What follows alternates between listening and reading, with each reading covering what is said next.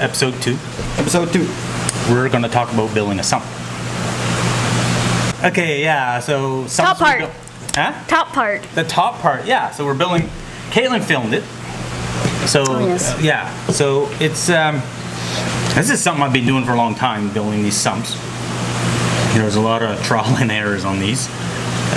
Especially cutting them. Because when we build the sumps, they're all made of acrylic. And... yeah, so we built a sump for a customer and had Caitlin videotape it. So it's not that easy. You need the right tools for it. So you need like the cutting tools. Like the acrylic I get is already cut. Where I get it, she cuts it for me. She does all the edges, so I don't have to sanding or anything like that. Okay. So it's all pre-cut. But I still need tools to go. Building a sump, the first thing I want to show you guys is how to do the top piece. First what we do, I map it out. This is a plastic coating that goes on the acrylic on the top and the bottom. I leave that on there.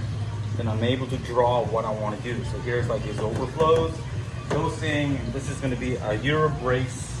I need to cut this middle out. So how I do that? Well, you need certain tools. Obviously a drill, jigsaw, and a router. So first what I need to do, either for me to get the jigsaw in there, I drill a hole with my blade and my jigsaw can get in there and cut all the way around this. Now when I want to cut with the jigsaw, I don't want to cut right at the line. I want to leave a little bit of acrylic so I'm able to take my router and have a nice straight blade, a nice straight cut with the router, nice and soft. Because with jigsaw, it's gonna look like crap. It's all gonna be wavy because you can't keep it straight. So at the end of it, you use a router. I'll show you guys how to do that. So first, you want to do is just drill a small hole in the corner. Now I could just do one. I take the jigsaw and go around, but then it leaves like a big piece here for my router to route out. So I like doing all 4 holes with just a small hole like this. Now you got to be careful with acrylic because you see how it melts and cuts. So you need a really sharp blade for it to cut. If this was a dull blade, it will just melt it and make a real mess. So nice and easy, not too quick.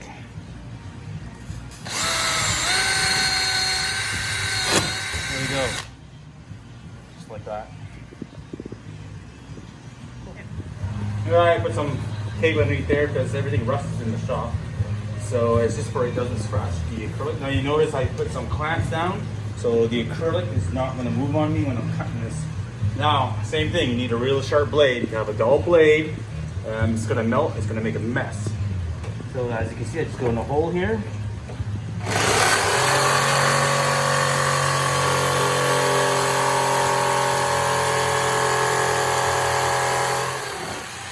You make a nice clean cut, it doesn't melt. If you have a dull blade, this will all be melting. And when it melts, you pass it and it melts, it welds together here on that end. Then you gotta go again. So you gotta make sure you have a really good blade. Okay. Good? Yep. All right, so now we've cut this up. If you look sideways there, you can see how it's all weaved out. This is my line because the customer wants 4-inch Euro brace, and this is my 4-inch. So this line is lined up with that. So I have this on there because my router, look at my router here, has this bearing there. So when I cut, this wheel here is going to follow this, and I'm going to have a nice straight line all the way across. And I have another one at the corner here.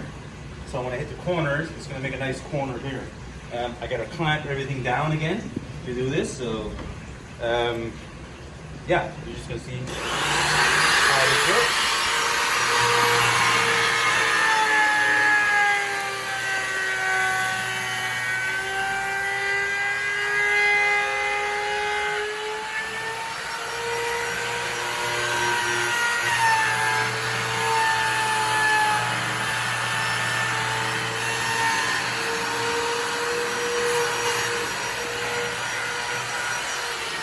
That's it. Yeah. Now I haven't seen this video. Did you build the auto top off box compartment on it? I don't remember if I did that. That's what I like about building your own sump. You can actually build your own little compartment on for your freshwater reserve, right? So that's nice custom. To have. Yeah. Yeah, well, like our freshwater planted tank. Yeah.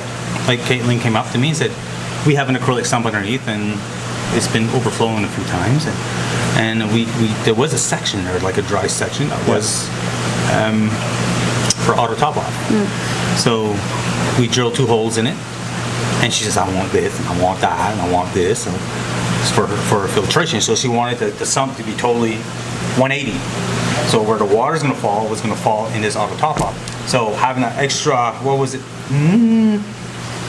15 gallons of reservoir. 10, 15 gallons. Yeah. So it's an extra 15 gallons of if you lose electricity, that the siphon that sump can take. That siphon. That's one thing that people need to know about a sump. People say, I want a sump for my tank. Okay, how big's your tank? It's 180. I want a 10-gallon sump. It's not going to work. No. Because what happens with the siphon, right? So when you lose electricity, the siphon from your return line or in your overflow box and all that, tank water from the tank's going to drop, is going to go into the sump area. So the sump is not big enough, it's going to overflow. Yeah. Which is no fun. Not particularly. Because you got to take the shop back out, and if your tank is on carpet, well, that makes it even worse. But like you said, like the auto top off section. So a lot of people I'm looking at that. Have like a bucket or something like beside their tank to auto top off their tank. Well, if you put it in the sump, take a little section, and it's only a small section.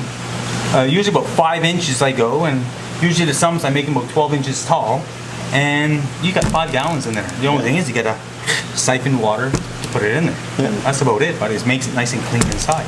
Or if anything, you could put one, like, make a all separate little box on top if you wanted to. Yeah, if you wanted to. The only thing about that, though, Caitlin, is that if the box is on top and you get a pump that's going to pump it, it's going to siphon. So you got to make a hole on the hose inside that section, so break the suction. it breaks the suction. So when the pump turns off, that little hole is going to put air in the line, and it's going to stop the suction.